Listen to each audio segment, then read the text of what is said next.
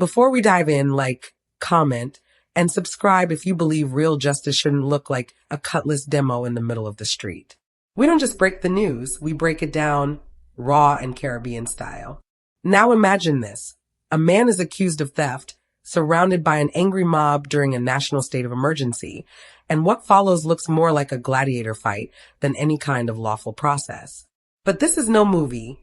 This is Bon Air Gardens, Aruca, Trinidad and Tobago.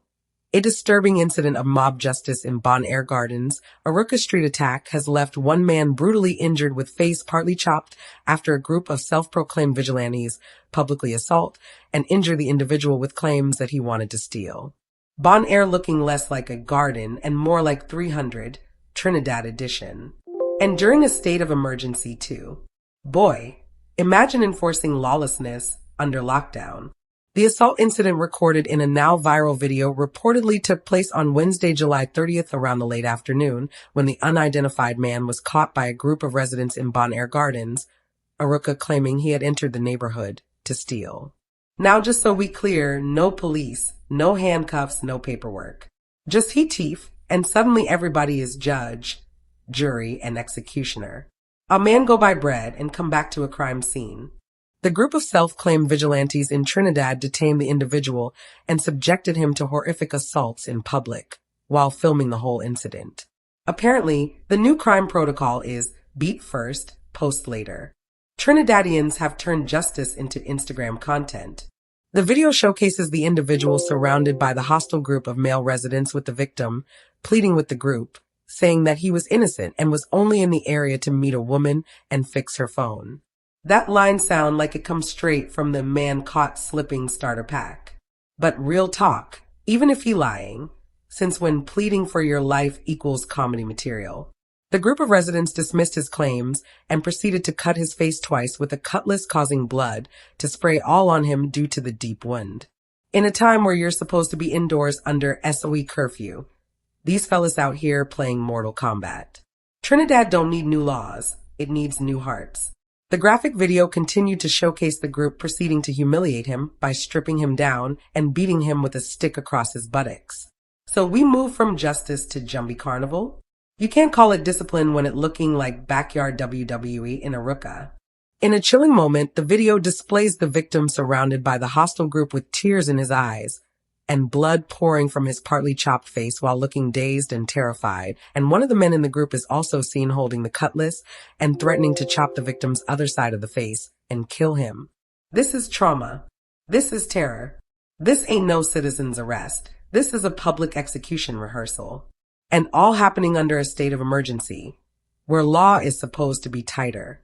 Commissioner condemns the violence. Commissioner of Police Service Trinidad and Tobago, Alistair Guevara, has strongly condemned the brutal mob attack that unfolded in Bon Air Gardens, Aruca, and was captured in a now viral video.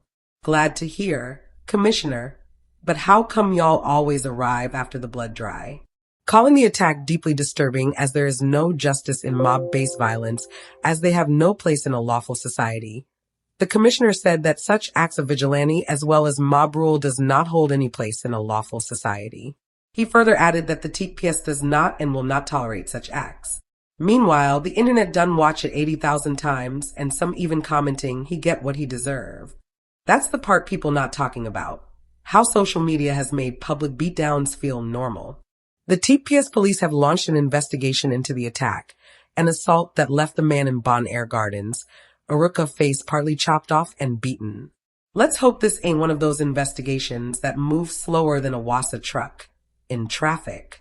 The senior police officer has confirmed that they are considering placing serious charges on the man that used the cutlass to partly cut the victim's face off and threatened to kill him, as he was also well known by the police as a suspect in a shooting incident that occurred in the Bon Air community.